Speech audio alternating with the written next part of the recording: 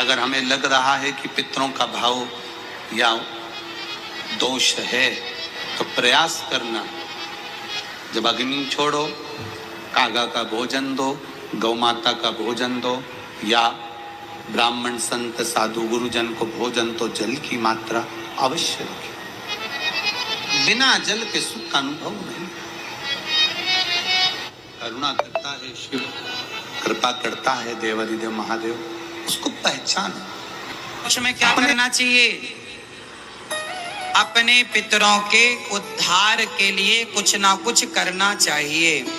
तो क्या कर सकते हैं? पितरों के उद्धार के लिए तर्पण कीजिए, पिंडदान कीजिए। जब हमारे पूर्वज, हमारे पितर जब मरते हैं, दादा दादी, तो ये लोग मरने के बाद भी वहां पितृलोक में बैठकर हमें देखते हैं कि हमारी संतान, हमारी पीढ़ी कितना पुण्य कर रही है और कितना पाप कर रही है। वो सब कुछ देखते हैं। हमारे पुण्य से उनको स्वर्ग मिलता है, भगवत प्रीति उनकी बढ़ती है, मोक्ष मिलता है। हमारे अच्छा करने से उनका मोक्ष, पर हमारे बुरा करने से उनकी दुर्गति होती है।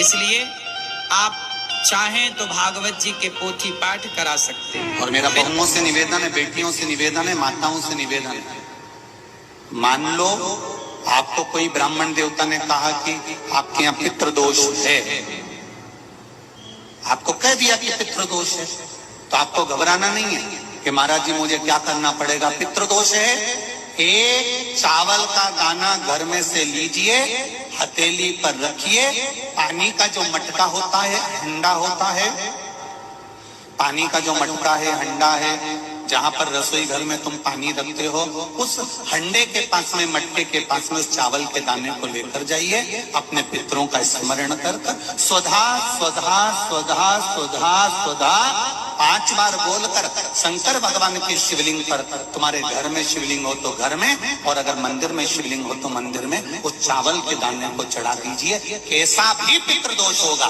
समाप्त हो। श्राद्ध पक्ष के 16 दिन यदि संसार का कोई मनुष्य बेल दूध का प्रयोग करता है, बेल दूध से मतलब होता है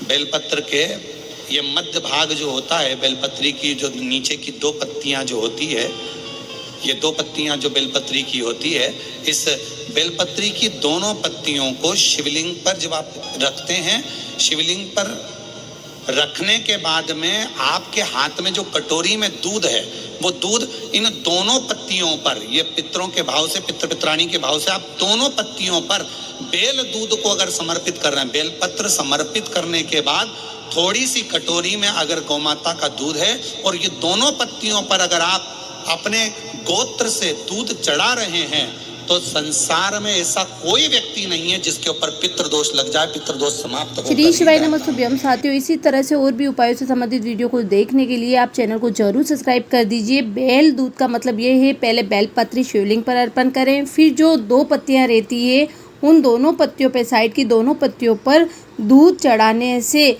कोई सा भी पितृदोष वो समाप्त हो ही जाता है। तो वह हो जाता है बेल दूध, क्योंकि उन पत्तियों पर चढ़ाएंगे, उसके बाद वह ही दूध शिवलिंग पर गिरेगा। और भी आप इसी तरह से पितृ पक्ष से संबंधित उपायों को जानने के लिए, क्या पितरों को देना चाहिए, कौन सी सब्जी नहीं बनानी चाहिए, क्या क्या पितरों के निमित्त कर सकते हैं, सब कुछ जानने के लिए चैनल को सब्सक्राइब करें, वीडियो को शेयर करें। हर हर महादेव।